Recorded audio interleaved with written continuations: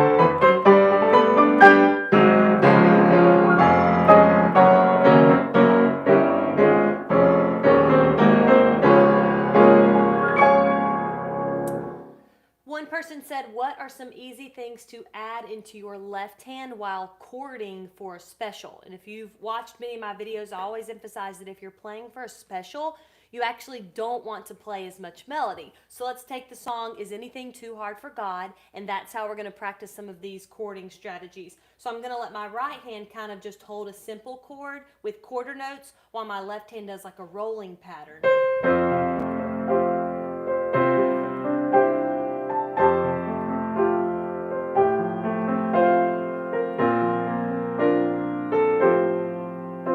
I'm not feeling like I have to play every beat of the melody.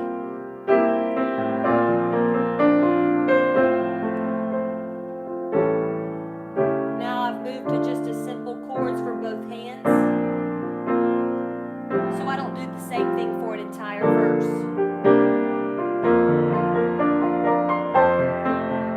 Another thing you can do is like let the left hand just play a blocked chord, maybe in like a fifth, not an entire chord, but just the 1 and the 5, while the right hand plays more of a chord together. So maybe on the second verse we would go.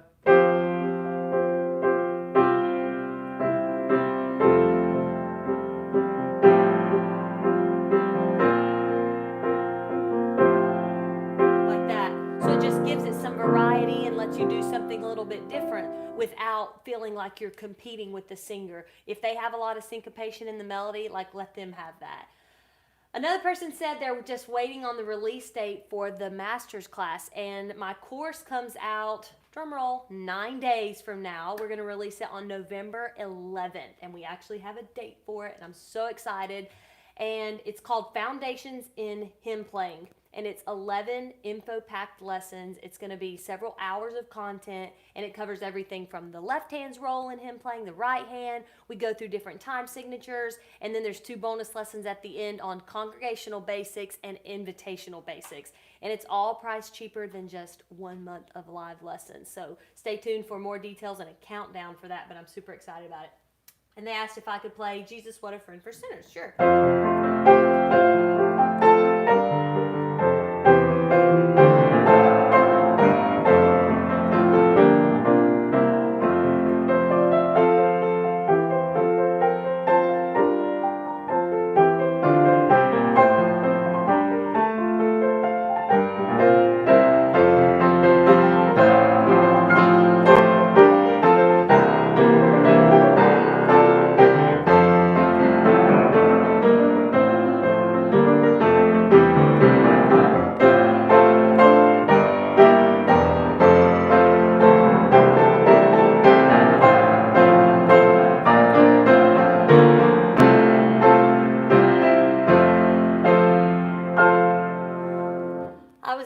How do I organize all of my music specifically for specials, choir, keeping it all separated from congregationals? I usually have a couple different notebooks. So like I have one notebook that stays pretty much right here on my left, and it's the choir notebook because I know I'm going to need that on Sunday night and Sunday morning and Sunday night. And then like our family that sings, we have a music ministry and we sing in a lot of different churches.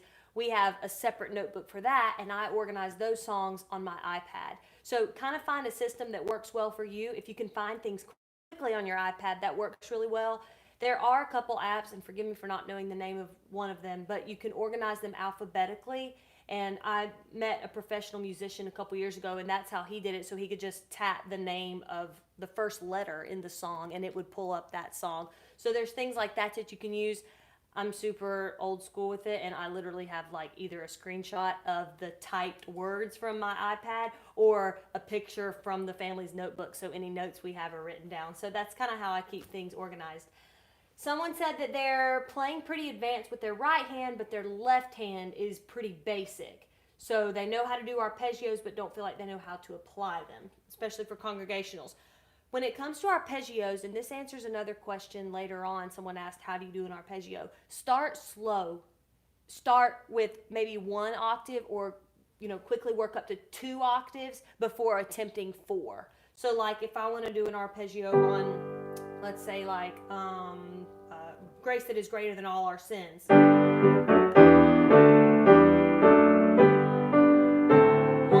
2, 3, 1. So that's a good 3 beat that I can just use 16th notes. So 1, 2, 3, 1. So look for places that you have a longer time in the melody to give yourself a little more room and not feel like you're just pushing it into a short amount of time. And we talk about that on the hymn playing course on right hand's roll.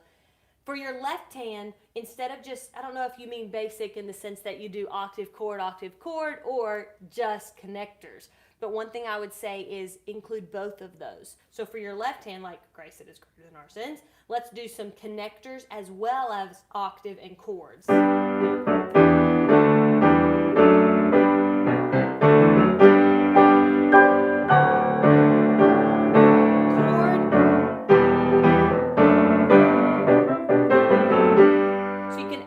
Things like that. Look for ways to harmonize with your right hand, maybe on Sing the Wondrous Love of Jesus, or When We All Get to Heaven, like I did earlier. We could let both hands harmonize.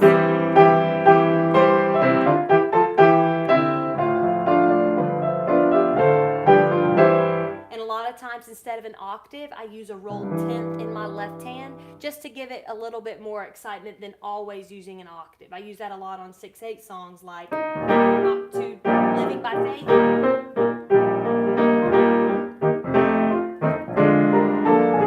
It just adds a little bit of flair to it that you don't have if you just do octaves or just do octaves and chords.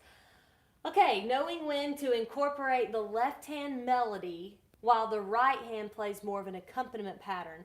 I probably use this more on like slower, grander hymns, maybe like It Is Well. I'll let my low octave, not always just my left hand, but if I put the melody in this octave, then that's a place where my left and right hand would share it, and my right hand could do more of an accompaniment pattern like this. So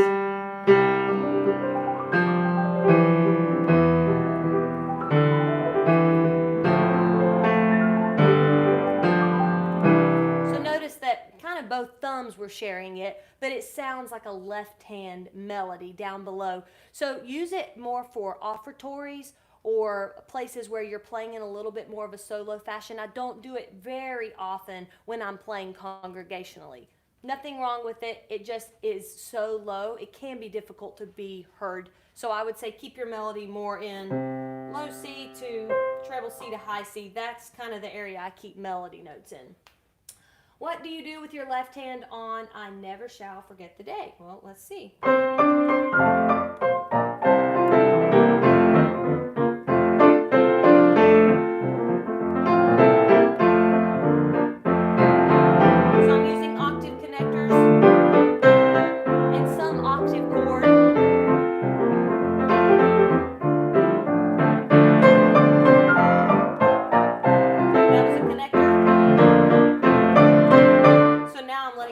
Share the melody just for these beginning parts of the chorus or the middle of the verse. So I've moved to more of an octave chord.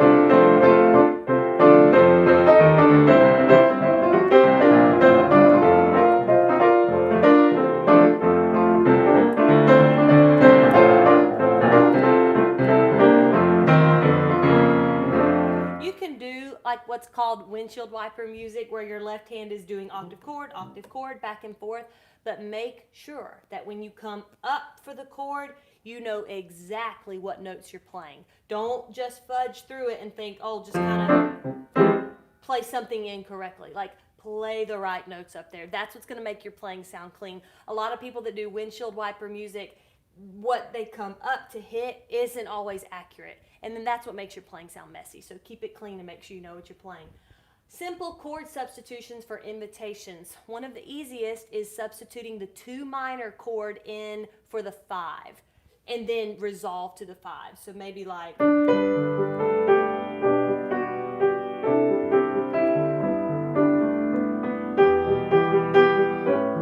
instead of just going straight to the 5, let's go to the 2 minor. Then the 5. And that's a really nice, easy thing you can do in a lot of places on invitation style for chord subs. I also am working a lot with adding in minor fifths in place of the 1/7, which is kind of getting a little nerdy, but it's a really pretty chord. And I did it the other night on Where He Leads Me, I Will Follow.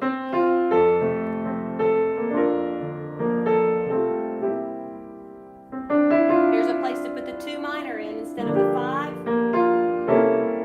I like that chord. Here's the minor 5. There's the 1/7. 4. That is a 4 minor over a 7.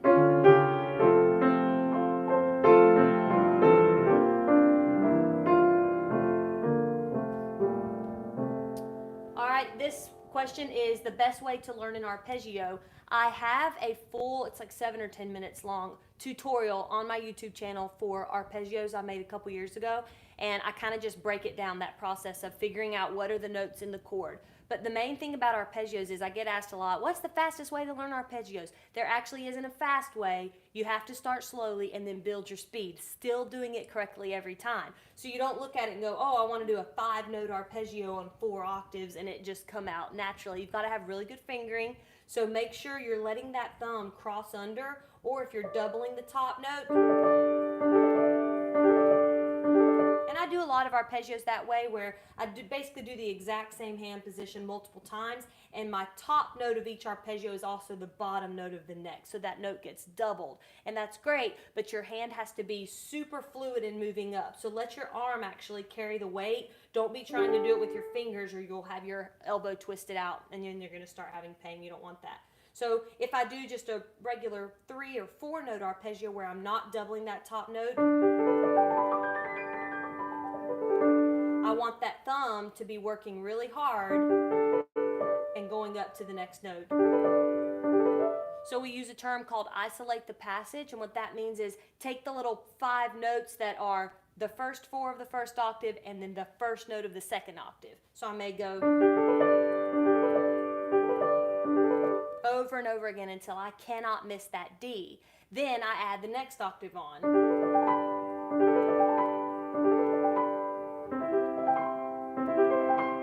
Until I can't get the notes wrong. You'll know you have it when your fingers are very light and curved. Keep your fingertips curved when you're trying to do arpeggios. Flat-fingered arpeggios lose a lot of mobility. So curve your fingers up, keep them very light. Firm fingertips can still play lightly, and that's what you want out of an arpeggio. You don't want it to sound poundy. But yeah, go watch that full length tutorial on it. All right, let's see. An advanced way to play the solid rock. Well, let's see what happens.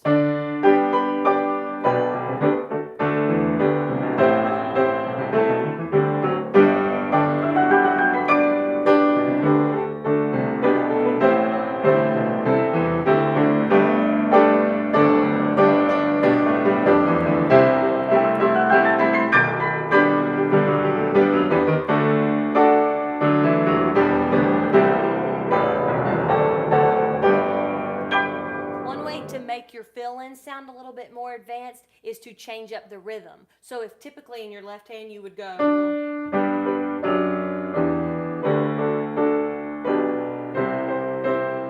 and you would use quarter notes or half notes, then maybe challenge yourself to use eighth notes or even throw in a triplet for your fill-in.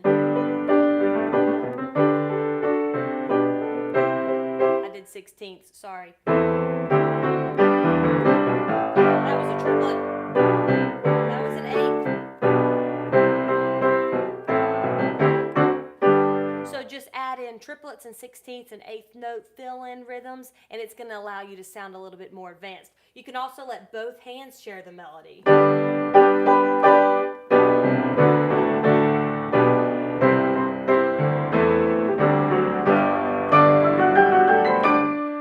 Both hands have that in octaves. Keep it nice and light. When you're trying to do fast octave passages, the lighter your hands are, the faster you'll be able to play. Okay, and then we already talked about that. Okay, let's see. How to keep a song upbeat when the director wants it to slow down. This is such a tough one because technically, as the church pianist, you are following a director. And while that can be frustrating if the director is consistently pulling it down to a speed that you would far rather play it faster, the reverse can also be true. He may be directing thinking, I would like for us to slow it down. We're having a hard time getting the words in. So if you are pushing the tempo, it can make it challenging to sing. Now, I don't know your exact situation. So you may be thinking, no, we can sing it. We need to speed it up a little bit. You can ask him about it before the service. During the song, you don't want to try to change the tempo. So try to stick with what the director's doing. If he's just dragging it, maybe because he has like a little bit of a weaker sense of rhythm or something like that, you just keep the beat nice and steady. Just keep it steady. Don't try to change anything or rush it. But ultimately, you kind of have to follow a director, but get with him before the service or while it's fresh on your mind right after and ask about tempo problems. Okay, this question was how to tell time signatures by ear, like if it's 2/4 or 4/4. Ultimately, with that, you just need to be feeling the heavy downbeat. So, like Nothing But the Blood, technically, if it were written in 2/4, it would still have that same 1, 2, 1, 2, 1, 2. It's in 4/4, but we've got to feel the steady beat. And Josh was telling me earlier a song leading tip that he learned that I think that's super applicable to this is if you can't find the beat, just chop wood. Find that beat. And I'm obviously not a wood chopper. You can tell by my motions. I'm a director, so I move my hand like that. But ultimately, get the beat. Don't worry about the shape of it if you're leading or if you're a pianist. You just find the steady beat first off, and then you're able to find out what fill-ins you need to add into it. It's the same way for 3/4 or 6/8. 3/4 is felt very differently than 6/8. 6/8, in general, is felt like a slow 2. 1, 2, 3, 4, 5, 6. 1, 2, like that. 3/4 is felt like 1, 2, 3, and 1, and 2, and 3. Think of Amazing Grace. So 6/8 and 3/4 are really, really different.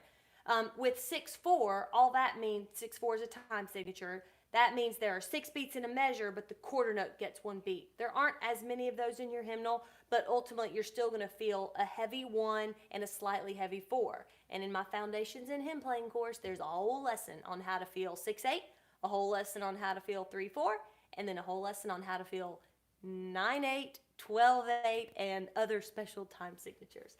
Okay, fill-ins on In the Sweet Forever. One of my favorite Redback songs. We'll just play through it and see what happens.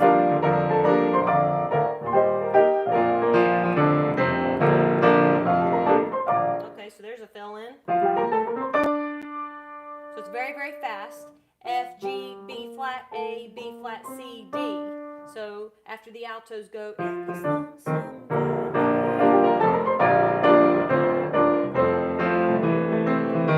So I'm on the 5. I'm going to go to the 5/7 right before we get back to the 1.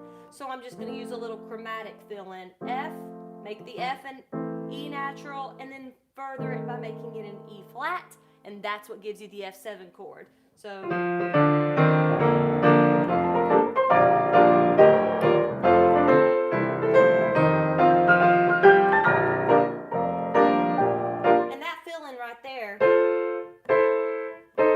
play it as a blocked fill-in, or I could just break it up. Same fill-in, sounds completely different. I could also put it in different octaves. Same notes.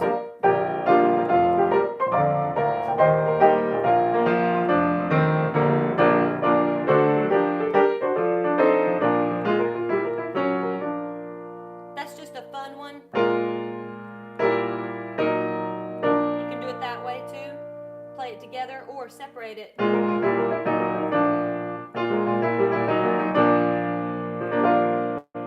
That's a great, great song.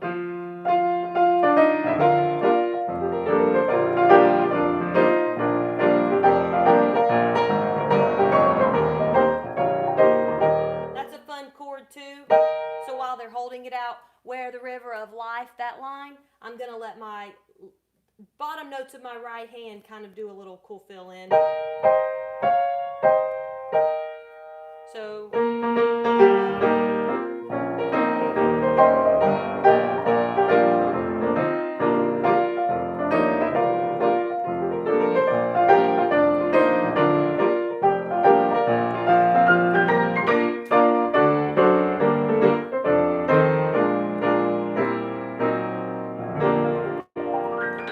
such a fun song. When would it be best to play the tenor and bass parts during congregationals? What I do with the tenor note usually in a congregational song is I put it up in my right hand and I play a 4-note chord in my right hand. And those 4 notes come from the melody being octave, usually from fingers 1 and finger 5. And then the alto and tenor note, or the rest of the chord, goes in the middle. So anytime the tenors would have like the melody of a song, like in a lot of those redback songs, the melody switches parts. So anytime the tenors have the melody, I probably would play that in octaves. And same for the basses. So let's take the song Wonderful Grace of Jesus. The basses have the melody at the beginning of the chorus. But I don't want to play it that way. I don't want to sit at the piano and go... It sounds a little bit carnivalish, and you don't want to sound that way playing congregationally. So what instead I would do is I would let my right hand actually have it and let my left hand just alternate a good steady bass pattern, but do it down low. So it might be like...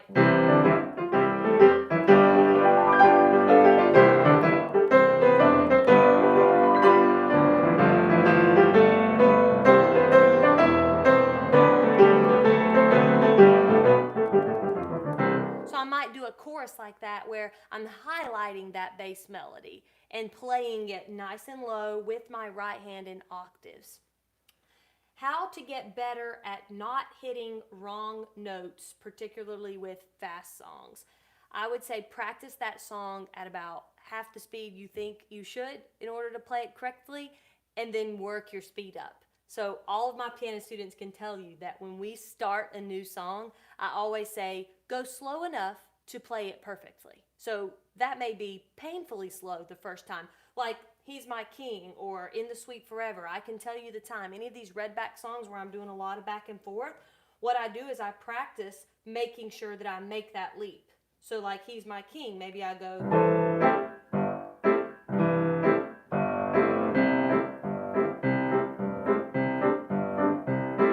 And if I'm missing it, then that lets me know I'm going a little too fast. I need to pull back off the tempo, practice it till I can't get it wrong. Okay, how to do transitions smoothly.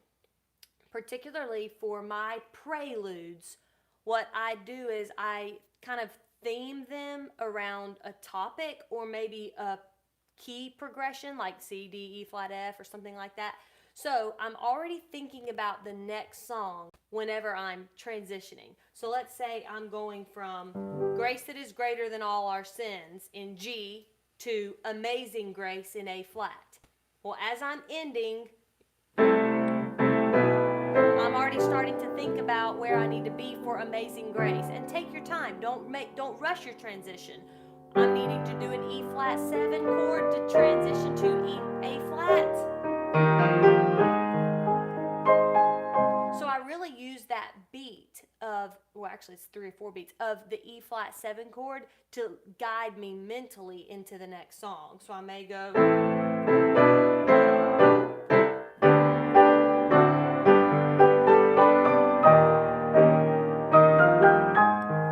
So take your time with it. Don't feel like you have to rush. Let's do the song Saved by the Blood, and then we're going to go into I Know Whom I Have Believed. That's D to E flat. So I might end B flat 7 chord.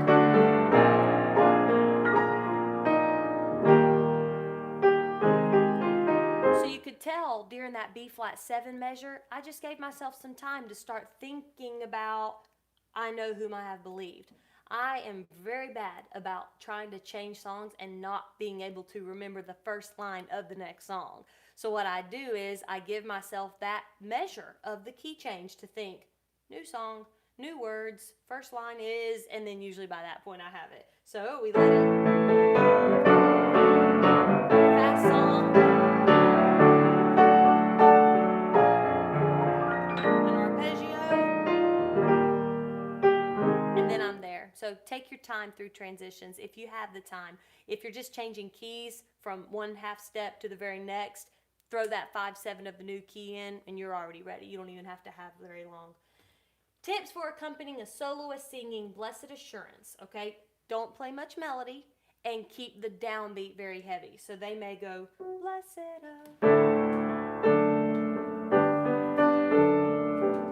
So notice I'm just letting it be chords.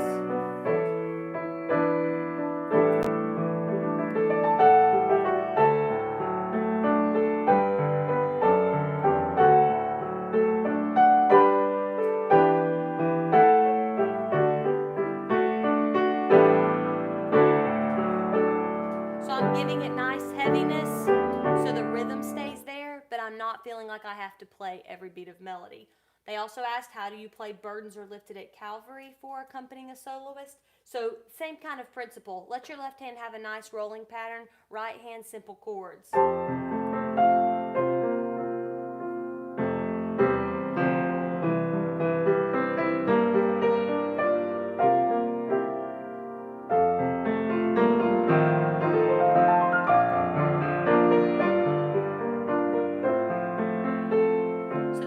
The goal. That's sort of what I'm doing, is keeping it nice and simple. All right, let's look at the next one. How do you change keys without having the music in front of you? I am thinking in intervals and chord numbers. If you watch videos where I'm going from one song to the next, or if you're just like needing to learn how to go from one key to the next, if you don't have it written out, you want to learn how to transpose. And this is a super valuable skill for church pianists, is if the song's written in G and you want to play it in A flat, every note goes up a half step. So suddenly Amazing Grace becomes,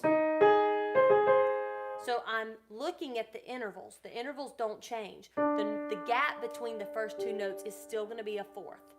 The gap between the second and third note is still going to be a third. That's just a fourth and a third. So if I move up to A flat, it's still going to be a fourth and a third. So kind of like train your brain to hear those intervals, and then when you change keys, you're obviously in a different scale. So in the key of A flat, I need to flat A, B, D, and E. But I'm still using the same intervals. Learning to think in chord numbers is also really smart, and that comes from the Nashville number system. So like knowing your 1, 2, 3, 4, 5, 6, 7, and then back to your 1. In classical music, we call the 1 the tonic, the 4 is the subdominant, and the 5 is the dominant. And if you can learn to think in chords, then whenever you change keys, the chord numbers still stay the same. So if I would go to the 5 at a certain point in Amazing Grace, like, well, in A flat, I'm still going to go to the 5.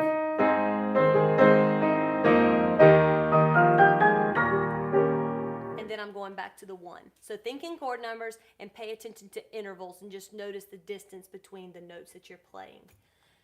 How to play songs that change time signatures in the middle of the verse and chorus. So a song that I thought of that does this is Constantly Abiding. So I may go 1, 2, 3, 1, 2, 3, 1, 2, 3. So it's written in this nice fast pace. But then when I get to the chorus, we're to 4.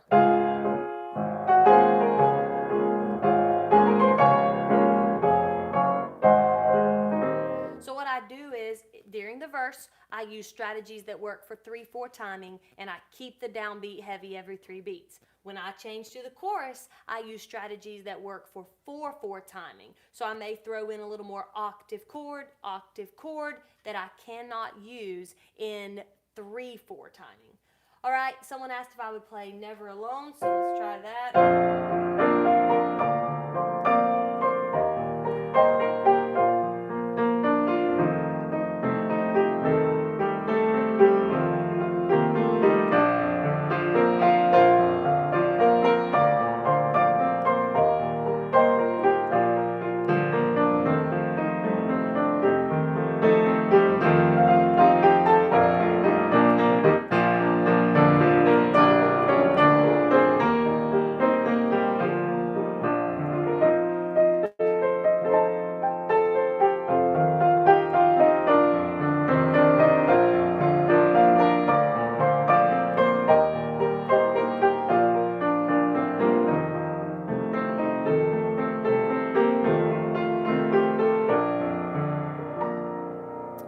And it looks like some of you have asked some questions. All right.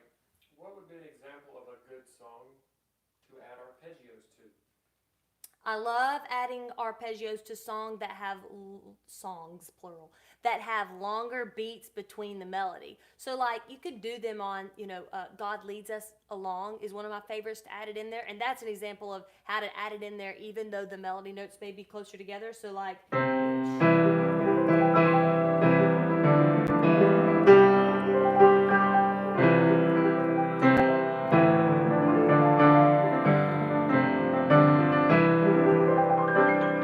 you see that along 2, 3, 1, 2, and then the melody comes back in. So that's a great place to add an arpeggio. So look for places like that where you have several beats between melody notes and practice arpeggios there. That's a good place to start.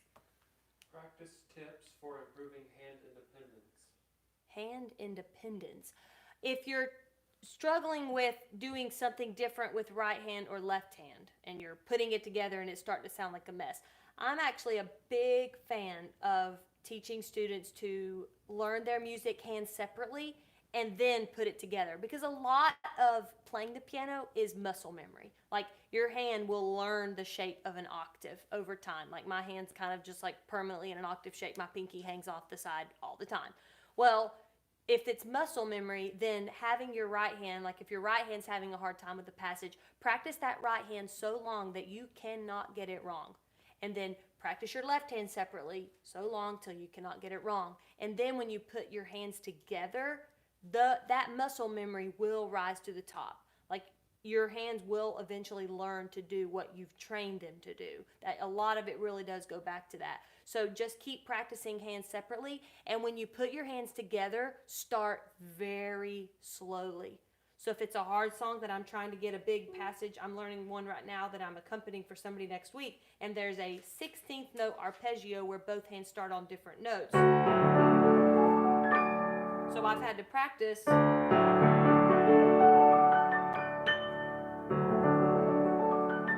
because I don't want to end up on the same notes. So then I just practice it knowing which note the left hand starts, which note the right hand starts, and then making sure I'm nailing that every single time.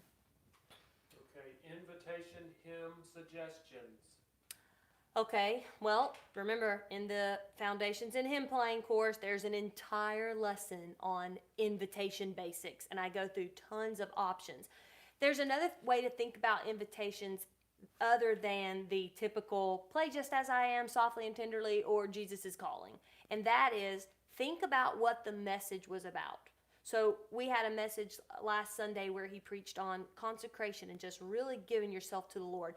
And instead of playing the typical I surrender all, I played living for Jesus. So it was, because that really went along well with the message. If he preaches on having faith in Christ and confidence in that, play How From a Foundation or 'Tis So Sweet to Trust in Jesus. Take any song that you would use congregationally and modify the way you play it. But pick a song for the invitation based off what the message was. An invitation may not always just be to the lost, though that's a part of it. If he preached on drawing nigh to God, you don't have to just play Just As I Am. You might do Nearer Still Near or Near to the Heart of God. My Jesus, I Love Thee if he preaches on the cross. It doesn't have to just be, kneel at the cross. So think about the topic of the message and choose an invitation accordingly. Okay. How do you accompany I'll Fly Away with no melody? You'll hear it called a boom chick, or boom chuck. Different people call it different things. It's a Southern gospel phrase, and it just means let your left hand do an octave and your right hand do a chord. So if you're accompanying it with no melody, you're probably in the key of G. It's written in B flat in the hymnal. I think that's entirely too high, but that's just my opinion. So let's say it's I'll Fly Away. We'll do it in G. So I may keep it more like a...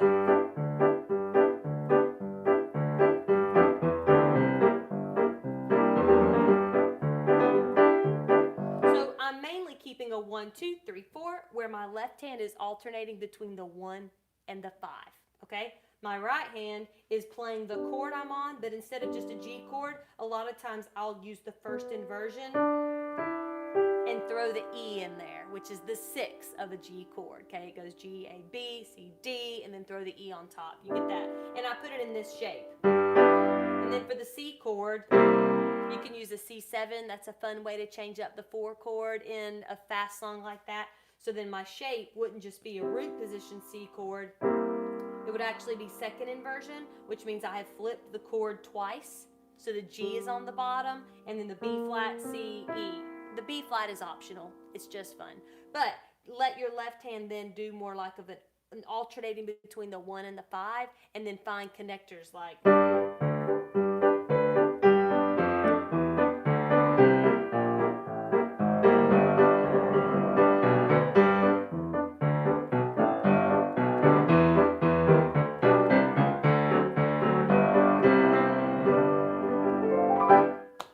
That's a fun one. Best tip for convention style playing? Keep it clean. One of the most common mistakes people make with convention style is it's messy, and they think that, oh, it's convention style, it's supposed to be fast. Your great convention style pianists are very clean. They are not making a mess of it every time they come up and do a windshield wiper sound. And that's commonly what it's called. It just means where your left hand's doing a low octave and then it comes up and does a chord. So like, let's take What a Lovely Name or something. My right hand may play in this octave or here.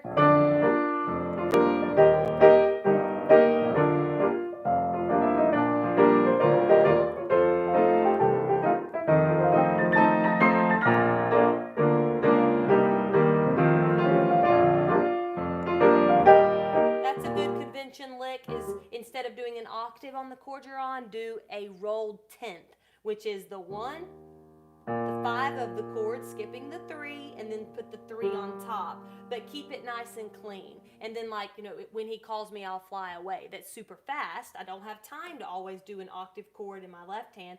I may let my inner right hand fingers actually carry the chord like this.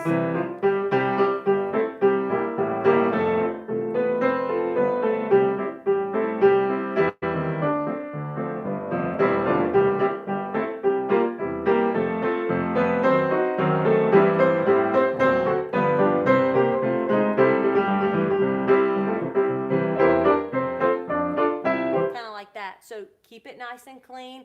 If you're letting your right and left hand share the responsibility of that, just keep it accurate. How do you learn a song that's written in a tough key? Hands separately, practicing each hand so slowly that you can't get it wrong.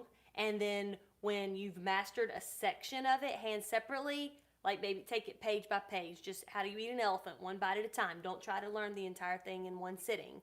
Then put your hands together. When you put your hands together, go so slowly that you cannot make a mistake. Gradually build your tempo each time. One other tip for learning it, if the key itself is difficult, like I'm accompanying a song next week and I'm playing in E and there's B and A, there's all these different keys. I usually will run over the scale very quickly. So if it's like, okay, E major, I need to remember that there's an F sharp, a G sharp, a C sharp, and a D sharp. So no matter what I'm doing in this key, I must sharp those notes. So you can just run over the scale to remind yourself of that key signature. Practice scales. Scales are very, very good for you. What about hand health? How do you keep your hands healthy? Don't let any tension get in there. If you're playing with a lot, you can play firmly and loudly. That's not what I mean. But if your hands are tense and you're starting to see little white lines right here, that's an indication that something's not right. Like, make sure you're keeping your fingers loose and relaxed. I can play firmly, but if I'm letting tension come in there, you'll start feeling it up your wrist.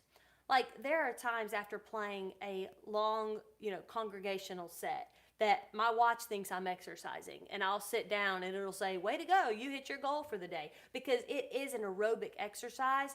But honestly, it's a lot of core work too. Like, your abs, your back, your shoulders, your arms are all working together, but your fingertips should not be tense and tight. So keep your fingertips curved.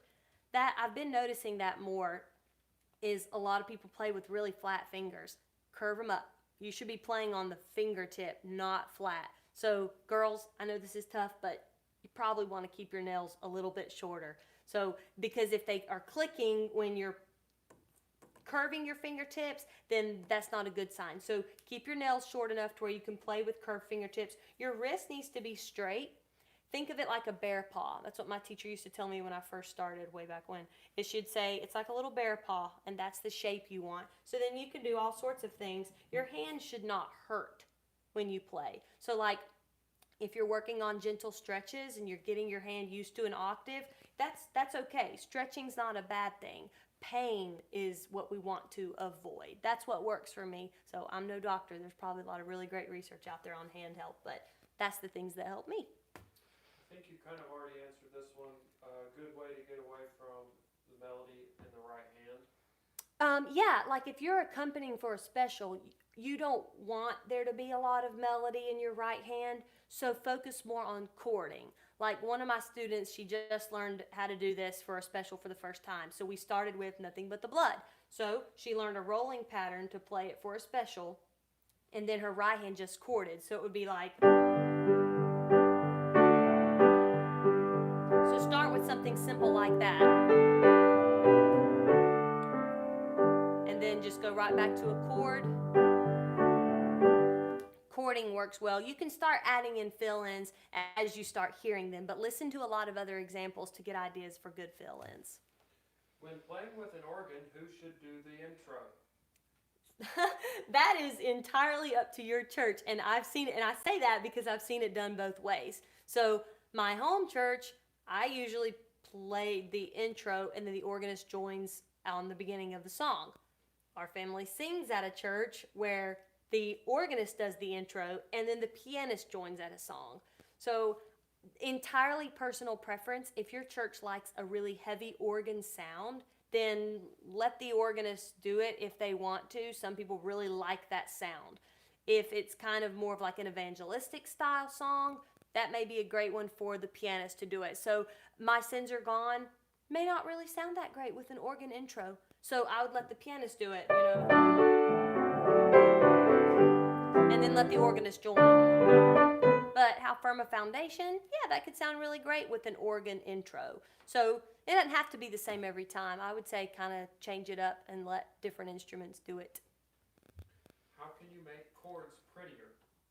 Play them in different shapes. So if I take a C chord, let's say there is a fountain in the key of C. Well, listen to the same notes.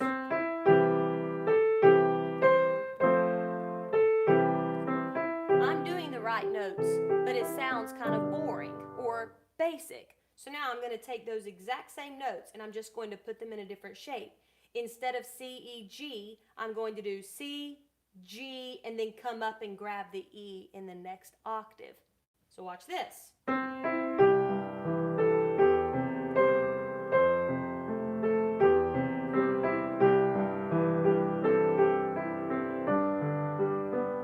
I did the exact same notes that I did the first time, but the difference was on the second time, I changed the shape of the chord. I used 2 full octaves of it instead of just half of one. And I put the notes in a different order, working my way up. So work with chord inversions. Practice different shapes of that chord. Are you a Baptist? I am a Baptist. That was easy. Okay, that's all the questions. We have a lot of song requests. Do you want to do a couple? Sure. Pick 3 of them. Someone asked me to do There Shall Be Showers of Blessing on the Facebook and in the garden. So I'll do those 2 and then pick 3 more. You guys have asked some awesome questions tonight. This has been so fun. So I'll do those 2 while they're fresh on my mind and then get the others. How does In the Garden start?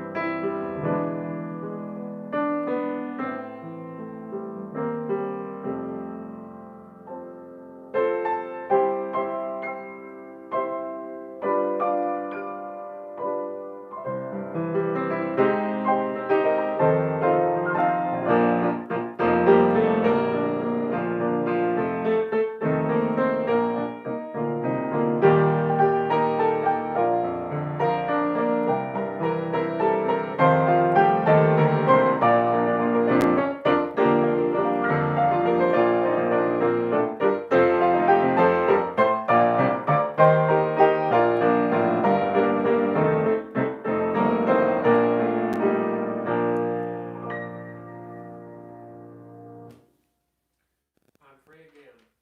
Oh, wow.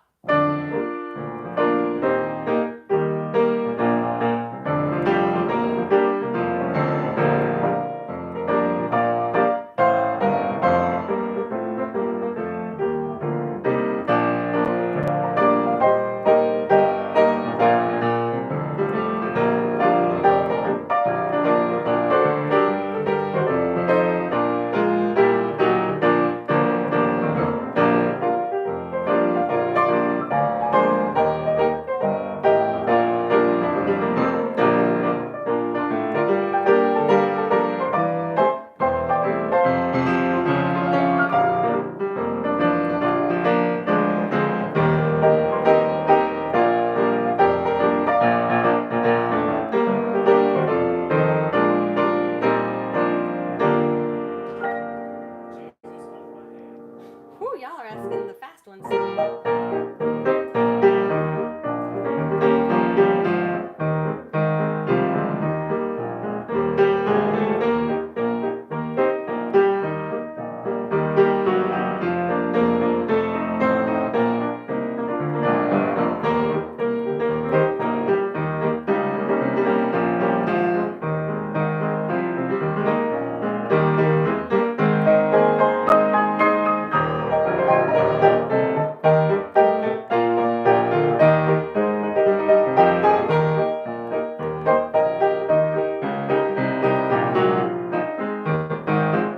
I forgot how it went.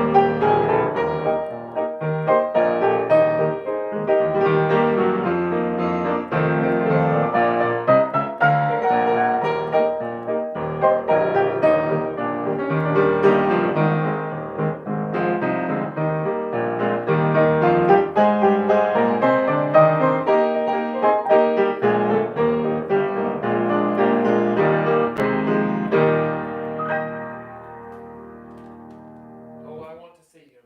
Okay. And this one will be the last one for tonight. But just a reminder, the course drops on November 11th, next Monday. And it'll be live on my website. And if you purchase the course, you also get membership into a special community group on my website that you can ask questions and comments and answer other pianists who have similar situations. It's just going to be a really fun, kind of like a VIP group for people who've purchased the course. So it's like, let me see, it's like 2/3 or less of the price of just 1 month of lessons, and it is several hours of content.